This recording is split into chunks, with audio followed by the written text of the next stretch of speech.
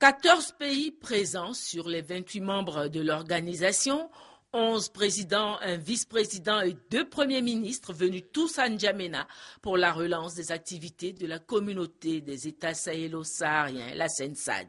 Les chefs d'État et de gouvernement ont signé le traité révisé de l'organisation à l'issue du huis clos qui s'est poursuivi à la résidence du président Idriss Déby. Ce traité révisé consacre la réorientation des objectifs de l'organisation afin de faire face aux périls auxquels les États de la CENSAD sont confrontés. Il s'agit de la désertification, du terrorisme, de la circulation à grande échelle des armes de tout calibre, de la présence de narcotrafiquants suréquipés avec pour conséquence des conflits récurrents comme celui que connaît le Mali. Le traité révisé va permettre à la CENSAD d'être plus opérationnelle grâce à une meilleure organisation de ses structures spécialisées, à savoir le Conseil économique, social et culturel et la Banque sahélo-saharienne pour l'investissement et le commerce. La CENSAD nouvelle doit être un espace de stabilité, de sécurité, d'intégration et de développement durable.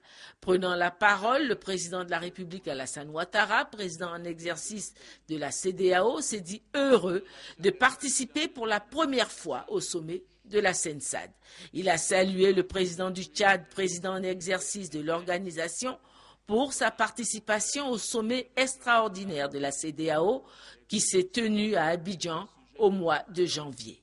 Votre présence, Monsieur le Président et chers frères, à ce sommet extraordinaire avait valeur de symbole, celui de votre solidarité à l'endroit de l'Afrique de l'Ouest et notamment du peuple malien, et votre décision courageuse d'envoyer plus de 2000 soldats aux côtés des autres forces africaines, notamment ouest-africaines, nous confirme votre volonté et votre sens de solidarité.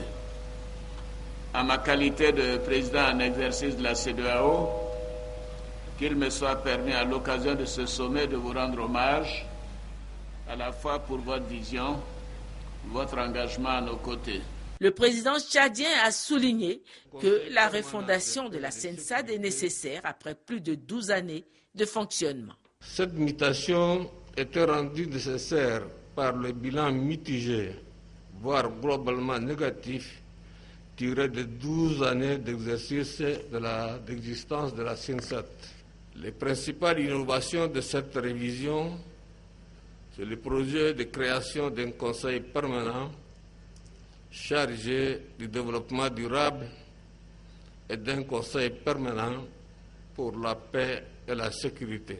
La communauté des États sahélo-sahariens, composée de 28 pays, avec une population estimée à 350 millions d'habitants et une superficie égale à la moitié de celle du continent, s'est fixé comme objectif l'instauration d'une union économique selon une stratégie intégrant les plans nationaux de développement.